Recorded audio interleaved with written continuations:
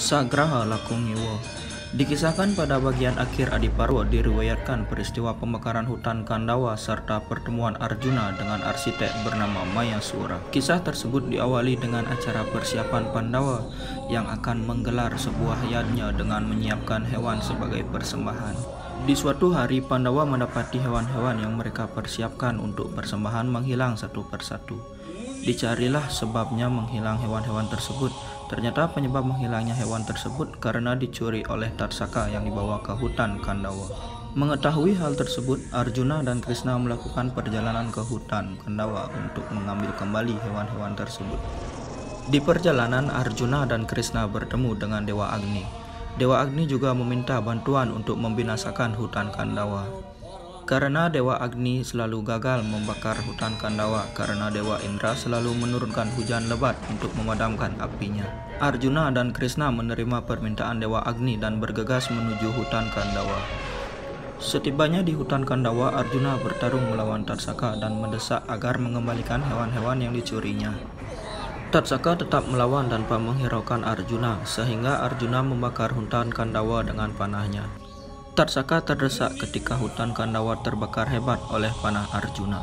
Tetapi Dewa Indra mengetahui hal tersebut dan menurunkan hujan yang begitu lebat sehingga memadamkan api. Dewa Indra melakukan hal tersebut karena akan janjinya kepada Tarsaka, yaitu akan membantu Tarsaka ketika mengalami kesulitan. Melihat hal tersebut, Krishna marah dan berkata, "Indra, kehancuran hutan Kandawa sudah ditakdirkan. Tidak seorang pun yang mampu merubah takdir itu. Menegakkan dharma jauh lebih penting daripada mempertahankan perjanjian usang." Mendengar hal tersebut, Dewa Indra sadar sehingga membiarkan Arjuna membakar hutan Kandawa.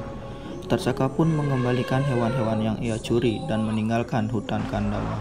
Sagraha Lakungiwo itulah yang menggambarkan sosok Dewa Indra pada cerita ini, di mana Dewa Indra yang seharusnya disegani dan menjalani dharma, tetapi Dewa Indra sebaliknya membantu tindakan yang bersifat jahat dikarenakan akan janjinya.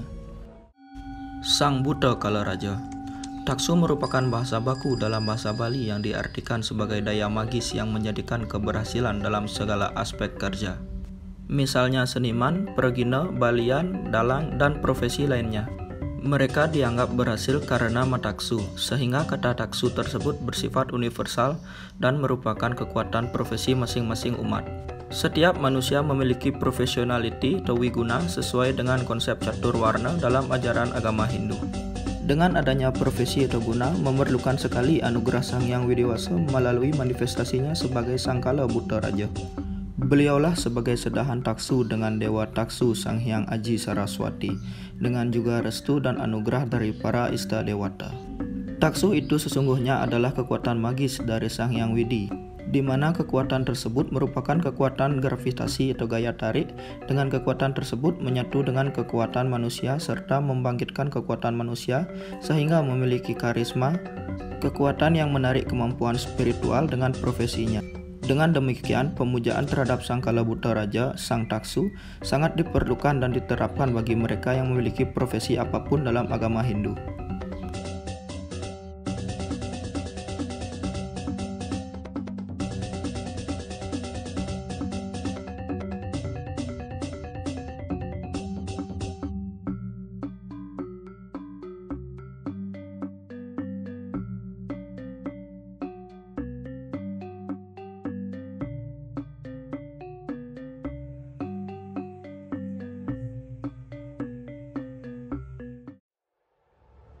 Buta Gering.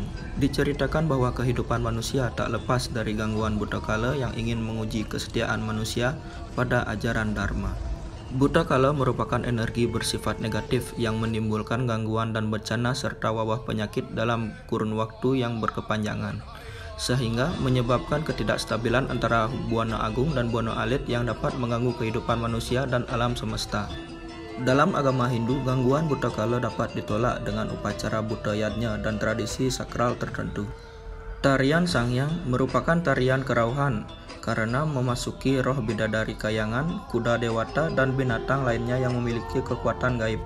Dipercaya tarian Sanghyang dilakukan untuk membunuh atau merelina wabah penyakit gering yang ditebar oleh buta kala atau buta gering untuk merusak kedamaian dan kesetiaan manusia terhadap Dharma.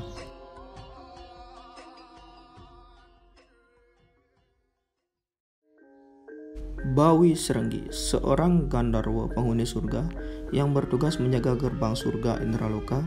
Ia memiliki saudara bernama Gudug Pasu. Mereka berdua sama-sama memiliki keinginan untuk mempersunting Dewi Sri. Mereka pun bertarung mengadu kesaktian. Lalu datanglah Dewa Siwa mengatakan bahwa Dewi Sri telah turun ke bumi bersama kakaknya, Dewa Rambut Sedana, untuk mensejahterakan rakyat di bumi. Mengetahui hal itu, mereka memutuskan turun ke bumi. Bawi Serenggi menuju barat laut dan Gudug Pasu menuju timur laut. Setelah berbulan-bulan mencari, Bawi Serenggi hanya berjumpa dengan serumpun bambu kuning, dan ia mencari dalam rumpuan bambu itu. Tiba-tiba terdengar suara, "Oh Bawi Serenggi, memang Dewi Sri telah turun ke bumi."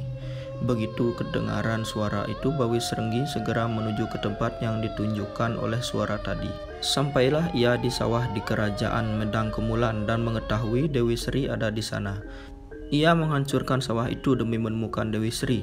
Hal itu membuat Dewi Sri murka dan mengutuk Bawi Serenggi menjadi setan babi hutan yang ganas. Bawi Serenggi sangat marah akan hal itu. Ia mengamuk, rumah-rumah warga dihancurkan, pepohonan ditumbangkannya. Mengetahui kemunculan iblis babi tersebut, Raja Medang Kemulan mengerahkan pasukannya untuk membunuh iblis itu. Namun mereka dibantai habis oleh Bawi Serenggi. Tiba-tiba terdengar suara gaib bahwa iblis babi itu hanya bisa dibunuh dengan bambu kuning runcing.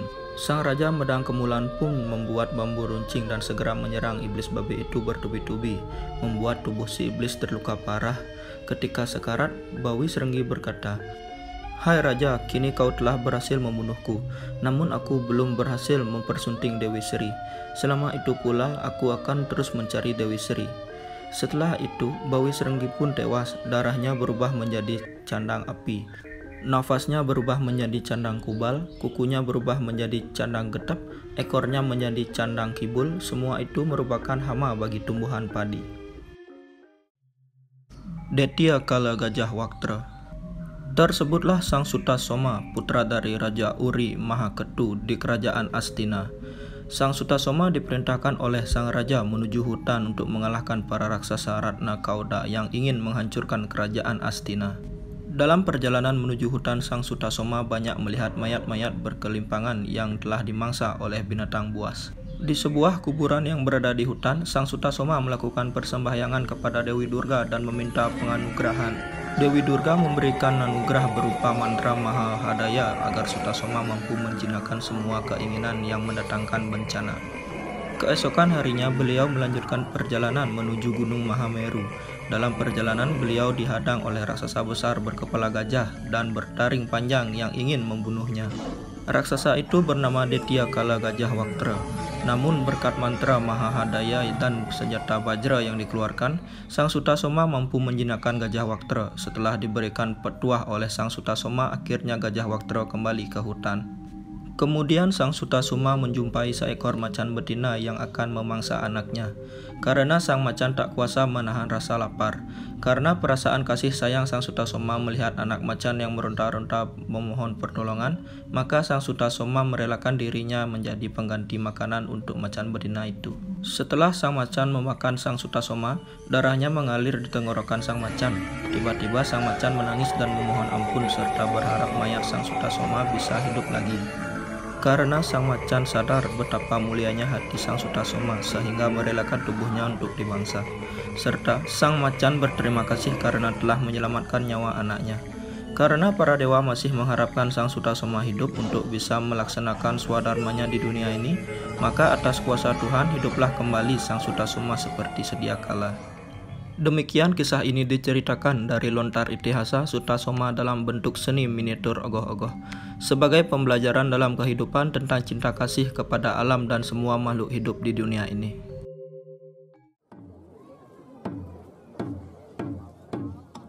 Sang Hyang Aji Taksu. Sang Hyang Aji Taksu bercerita tentang di mana dalam berkesenian pasti tidak lupa dengan yang namanya taksu, di mana di Bali semua orang pasti tidak lupa dengan yang namanya taksu dalam berkesenian. Seperti hendaknya juru Bapang Barong dan juru Kendang memiliki taksu yang sangat luar biasa, di mana taksu tersebut digambarkan berupa tokoh raksasa yang besar dan sakti yang membawa benda dan memiliki arti tersendiri. Yang pertama, Trisula. Trisula merupakan lambang seni tari yang dimana Trisula bisa digunakan dalam properti tarian. Yang kedua, rebab, di mana rebab melambangkan seni musik yang bisa digunakan pada pementasan gong kebiar. Yang ketiga, ada golok penyembelihan yang digunakan setelah selesai sesuhunan Bapang Barong Napak Pertiwi. Biasanya juru pundut akan mengalami kerauhan yang dimana pada saat kerauhan tersebut dilakukan upacara penyembelihan. Upacara nyembelih termasuk upacara butayatnya, salah satu ritual agama Hindu. Persembahan dengan korban suci binatang di perempatan pada saktinya Dewa Siwa yaitu Dewi Durga. Dengan ancangan yang berwujud barong, fungsinya adalah adanya nilai luhur dalam persembahan tersebut, membuat keharmonisan Buana Agung dengan Buana Alit. Yang keempat yaitu kayonan emas, di mana kayonan emas melambangkan keharmonisan Buana Agung dan Buana Alit. Kekuatan buta yang bersemayam pada Buana Agung dan manusia pada Buana Alit. Jika kedua buana tersebut sudah mengalami keseimbangan, maka terjadilah keharmonisan, dan keharmonisan tersebut yang dilambangkan dengan kayonan yang berwarna emas.